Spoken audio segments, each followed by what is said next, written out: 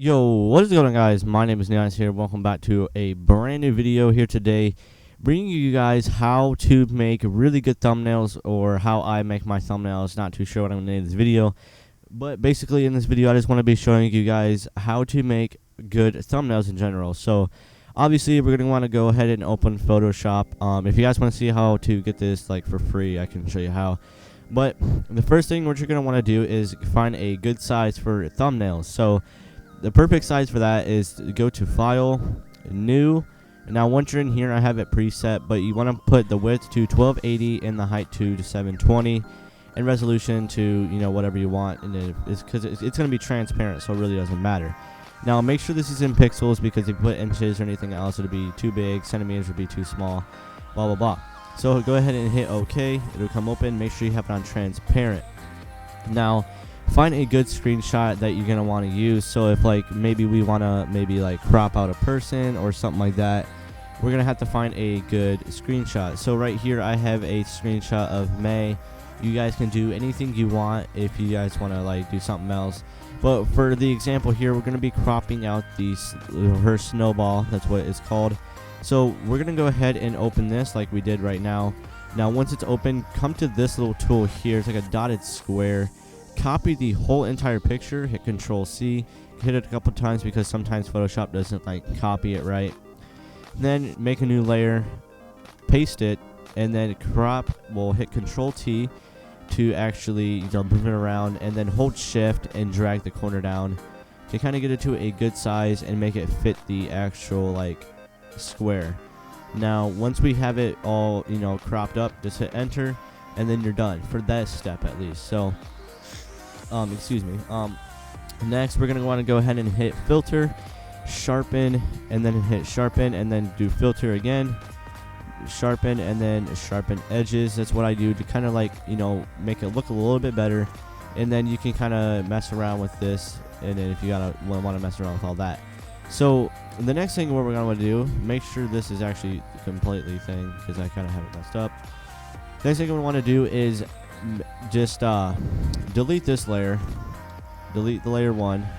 Now we have it on here. I'm going to rename it to layer 1 because sometimes I'll get confused of what it is. Now what we're going to want to do is come over here to the magnifying glass, make sure it's in zoom in, kind of get a good distance from the actual object you're trying to crop out. Now right here is this can take, you can either do this the easy way or the hard way. Well, either way it's going to be better. But the way I do it is I grab my pen tool, which is right here, and then I'm going to go around the edges of the character that I want to crop out. Now if you want to do some curves, you click and drag. Once you're done, hold Alt and then click the dot, and then you can just keep on going. And yeah, so we're going to go ahead and crop this out as good as we can, and I will see you guys when I'm done. I'm going to do a little time lapse. So yeah.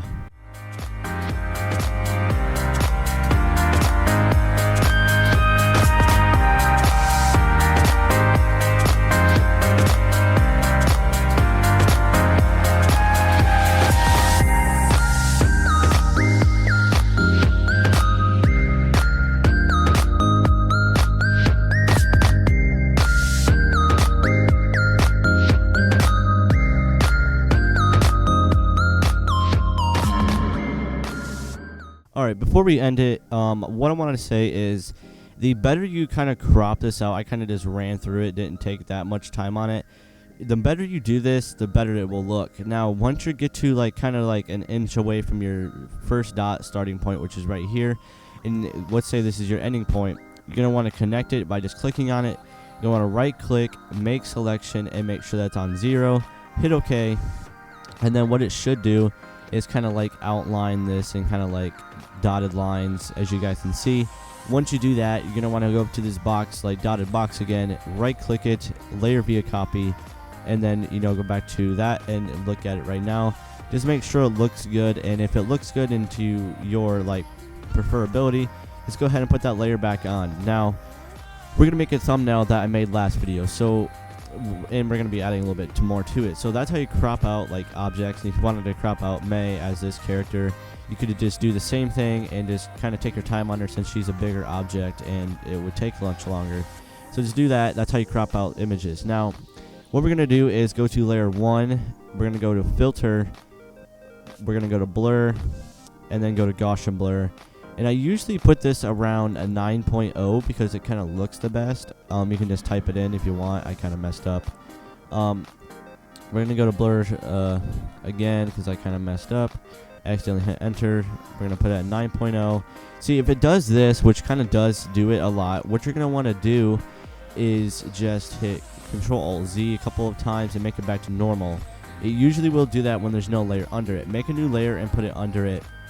We're going to rename that to base.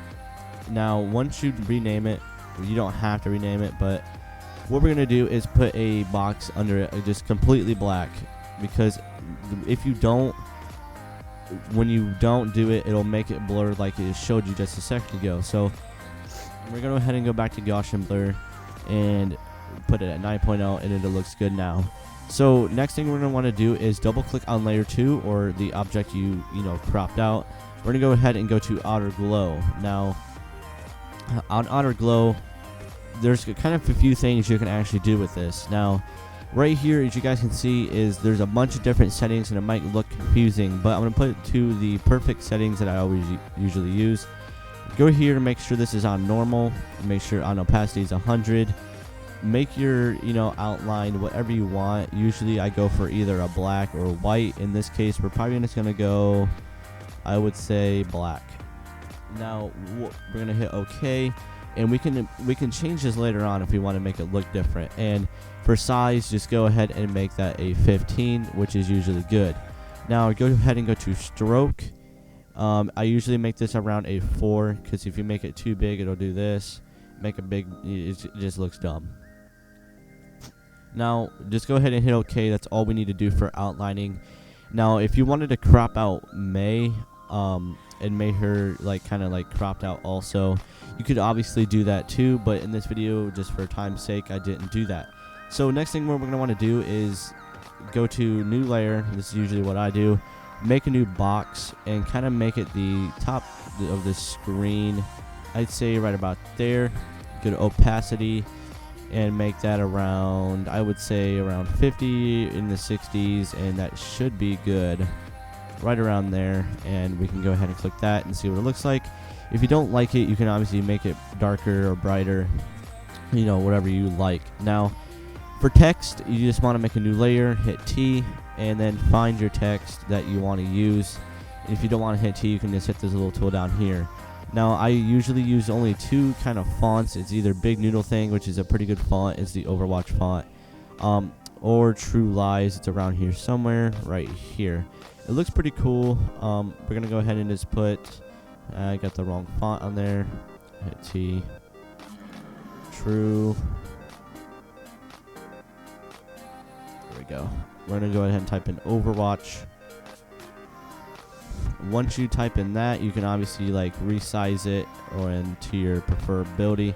Resizing, you just have to click this T, double click it, and go ahead and resize it to whatever you want. I usually keep it at a pretty big size, and it didn't work. Hold on a second. What the heck?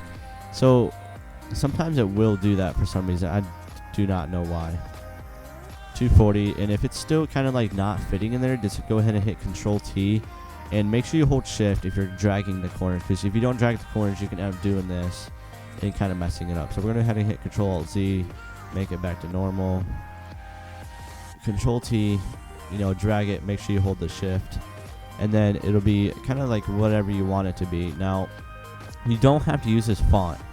I usually use Big Noodle Thing because it's a font that I like, and it looks clean, and it doesn't kind of it's not too you know what I mean, it's not too much. So we're gonna go ahead and size this. We're probably gonna make it a tad bigger, kind of make it fit right around there.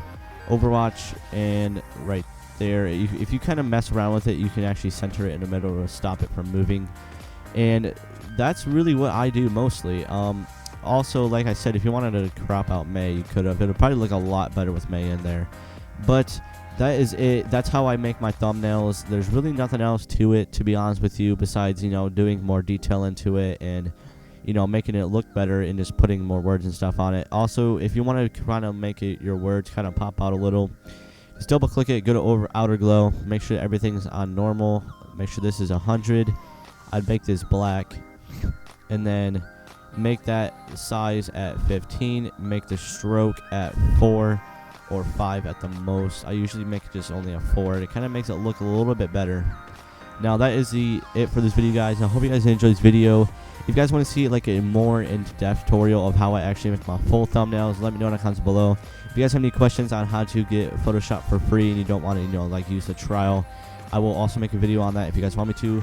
And I'm sorry for not uploading too much. I'm just trying to get this computer to work. I finally got it to work really smoothly. So yeah, hope you guys enjoyed this video. If you did, make sure you do like and subscribe, and see you guys in the next one.